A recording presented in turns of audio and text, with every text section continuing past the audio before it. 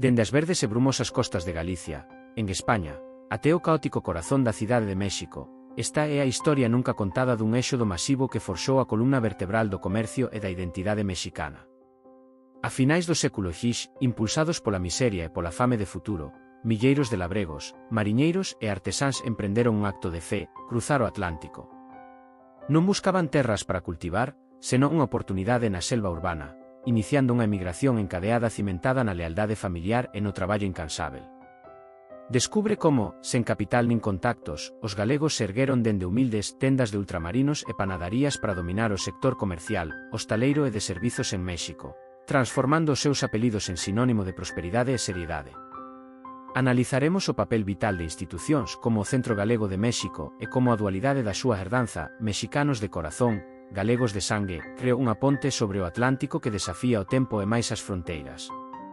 Unha crónica épica de resiliencia, cultura e doad galego que axudou a construir a nación que se converteu no seu segundo fogar. O seu legado non é unha reliquia do pasado, é a forza viva que segue moldeando o México de hoxe.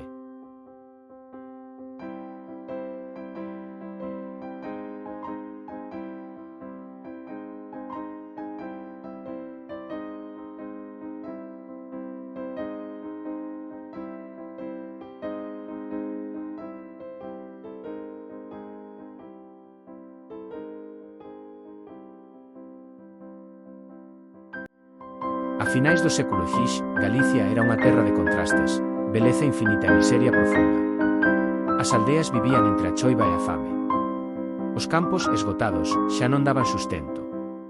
As crises agrarias e a falta de oportunidades fixeron que moitos homes e mulleres mirasen cara ao oeste, cara a ese océano que durante séculos fora límite e agora era esperanza. A emigración galega cara a América non naceu dun soño, senón dunha necesidade. Mais para moitos, México non era un destino evidente. Mentres outros galegos marchaban a Arxentina, Cuba ou Uruguai, houbo quen escolleu a ruta menos coñecida, a que levaba ao corazón de Nova España, onde o idioma era familiar, mais o mundo, totalmente distinto. O porto da Coruña e o de Vigo convertéronse en puntos de partida para milleiros de almas. Partían en barcos cargados de soños, de cartas e de medos. Algúns levaban unha foto, outros unha estampita da Virxe da Barca ou do Apóstolo Santiago. Todos levaban o mesmo, o desexo de non morrer na miseria. Ao chegar a Veracruz, o primeiro alento de calor e o cheiro a terra húmida lembráballes que o Atlántico quedara atrás, pero o camiño apenas comezaba. Dende alí, moitos subían á capital, a cidade de México, buscando traballo en comercios, panadarías ou casas de familias xa establecidas. A chamada emigración encadeada comezaba a tecer a súa rede. Un galego axudaba a outro, e ese outro traía ao seu irmán, ao seu curmán, ao fillo do veciño. Así, pouco a pouco, Galicia reconstruíase en miniatura nos barrios mexicanos.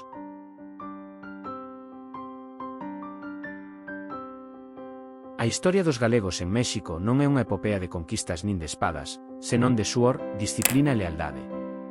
Chegaron sen cartos, sen contactos e moitas veces sen saber ler nin escribir pero cunha virtude que non se aprende, a constancia. Comezaron como dependentes en pequenas tendas de ultramarinos, repartindo produtos por barrios populares e mercados. Traballaban de sol a sol, durmían nas traseiras das tendas e aforraban cada peso con paciencia. Os máis afortunados, ao cabo de anos, abrían o seu propio negocio. A maioría dos establecementos levaban nomes sinxelos, pero firmes, a Galega, Casa de Santiago, o Atlántico, Ultramarinos López, nomes que, co tempo, converteríanse en sinónimo de confianza.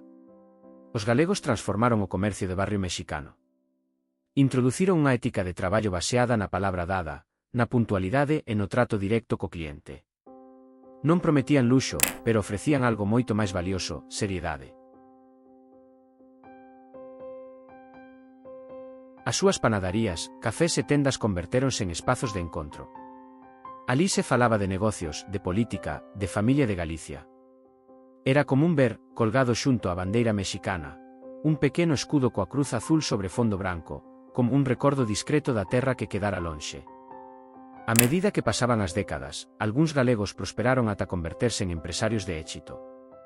Moitos fundaron restaurantes, fábricas e empresas que aínda hoxe seguen existindo.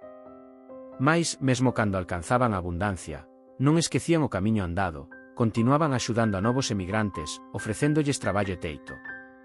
Así, o seu triunfo non foi individual, senón colectivo. Cada galego que prosperaba abría a porta a outro. E así, pedra a pedra, comercio a comercio, levantaron un verdadeiro imperio do traballo.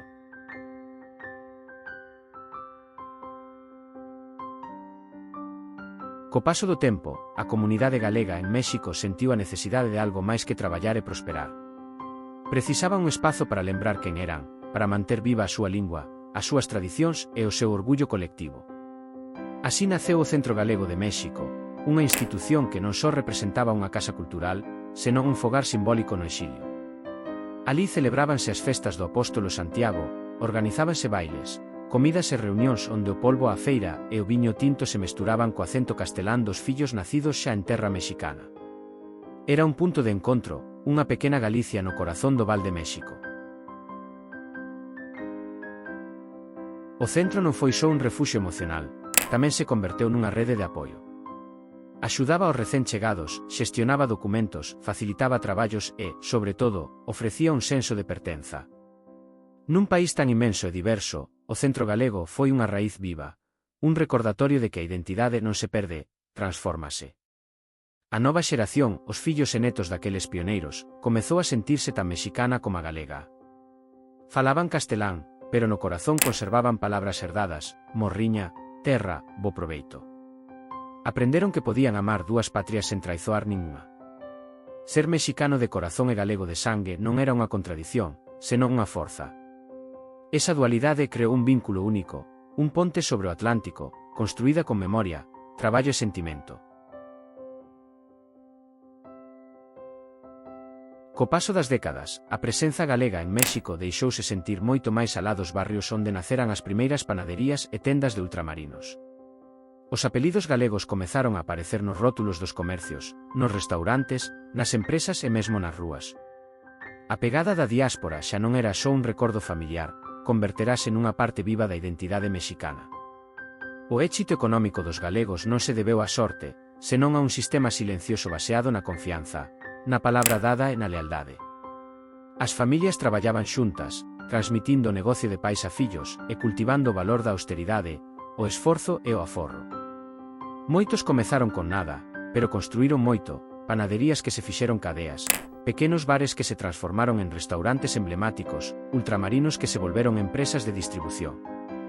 Mais o verdadeiro legado non foi o capital, senón o espírito. A honestidade, a solidariedade e o sentido de comunidade foron os piares que sostiveron a súa prosperidade. O Centro Galego continuou sendo o corazón da colectividade, adaptándose aos tempos, abrindo as súas portas ás novas xeracións e converténdose nun símbolo de orgullo cultural. Nos anos 80 e 90, co avance da tecnoloxía e as comunicacións, as distancias acurtáronse. As cartas deron paso ás chamadas telefónicas, e logo ás viaxes aéreas.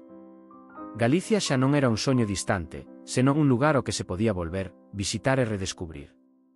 Aqueles netos e bisnetos dos emigrantes comezaron a sentir curiosidade pola terra dos seus devanceiros. Viallaron a Santiago, a Lugo, a Vigo, a Ourense, buscaron os apelidos gravados nas lápidas, as casas onde naceran os seus avós, e reencontráronse con primos que só coñecían polas cartas. Ese regreso non era unha emigración inversa, senón un reencontro coa orixe. Galicia deixara de ser unha ferida aberta para converterse nunha herdanza orgullosa. O Atlántico, que durante décadas fora unha fronteira de dor e despedida, transformárase nunha ponte de afecto e memoria compartida. O goberno galego, consciente da forza da súa diáspora, impulsou programas de apoio, encontros culturais e visitas institucionais. A comunidade galega no exterior pasou de ser un capítulo do pasado a converterse nun activo do presente. As súas historias, os seus negocios e o seu traballo foron recoñecidos como parte esencial da historia moderna de Galicia. Así, o ciclo pechouse. Os que marcharan por necesidade agora eran lembrados con honra. Os seus descendentes, que medraran como mexicanos, redescubrían o orgullo de ser tamén galegos.